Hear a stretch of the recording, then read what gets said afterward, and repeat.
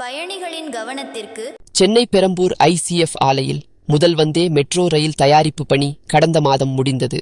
150 kilometre முதல் 200 kilometre தொலைவில் உள்ள நகரங்களுக்கு இடையே இயக்கும் விதமாக இந்த ரயில் தயாரிக்கப்பட்டது. 12 பெட்டிகளை கொண்ட இந்த ரயிலில் ஏசி வசதி, பயணிகளை கவரும் வகையில் உள் அலங்காரம், சொகுசு இருக்கைகள் போன்ற அடிப்படை வசதிகள் இடம்பெற்றுள்ளன. கண்காணிப்பு கேமரா, அதிநவீன கழிப்பறைகள், தானியங்கி கதவுகள் உள்ளிட்ட வசதிகள் இடம்பெற்றுள்ளன.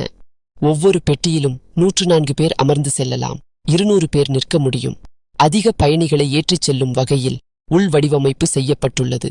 முதல் கட்டமாக ICF ஆலையில் இந்த ரயிலில் பல்வேறு சோதனைகள் மேற்கொள்ளப்பட்டன.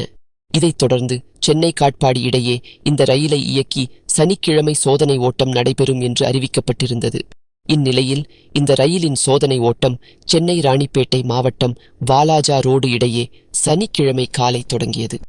இந்த ரயில் வில்லிவாக்கத்திலிருந்து காலை 8:15க்கு புறப்பட்டு காலை 9 மணிக்கு சென்னை கடற்கரையை அடைந்தது. தொடர்ந்து அங்கிருந்து காலை 9:30க்கு புறப்பட்டு வில்லிவாக்கத்தை காலை 10 மணிக்கு அடைந்தது. அங்கு இந்த ரயிலில் ரயில்வே பாதுகாப்பு ஆணையர் ஜனக்குமார் கார்க், ரயில்வே ஆராய்ச்சி வடிவமைப்பு மற்றும் தர அமைப்பு உயரதிகாரிகள், ICF அதிகாரிகள் உள்பட 30க்கும் மேற்பட்டோர் பயணம் செய்தனர். தொடர்ந்து வில்லிவாக்கத்தில் இருந்து காலை 10:10க்கு புறப்பட்டது. இந்த ரயில் அரக்கோணம் வழியாக வாலாஜா ரோடை அடைந்தது. தொடர்ந்து அங்கிருந்து வில்லிவாக்கம் வரை இயக்கப்பட்டது. அப்போது இந்த ரயிலை மணிக்கு 110 கிலோமீட்டர் வேகத்தில் இயக்கி சோதிக்கப்பட்டது. இது குறித்து ரயில்வே அதிகாரிகள் கூறியதாவது: வில்லிவாக்கம் வாலாஜா ரோடு இடையே இந்த ரயிலை இயக்கி வெற்றிகரமாக சோதிக்கப்பட்டது.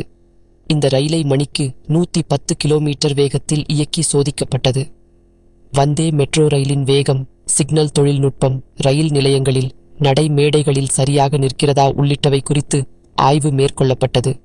இந்த ரயில் சோதனை அறிக்கை வரும் திங்கள்கிழமை கிடைக்கும் என எதிர்பார்க்கப்படுகிறது. இந்த ரயில் எந்த வழித்தடத்தில் இயக்குவது குறித்து இன்னும் இறுதி செய்யப்படவில்லை.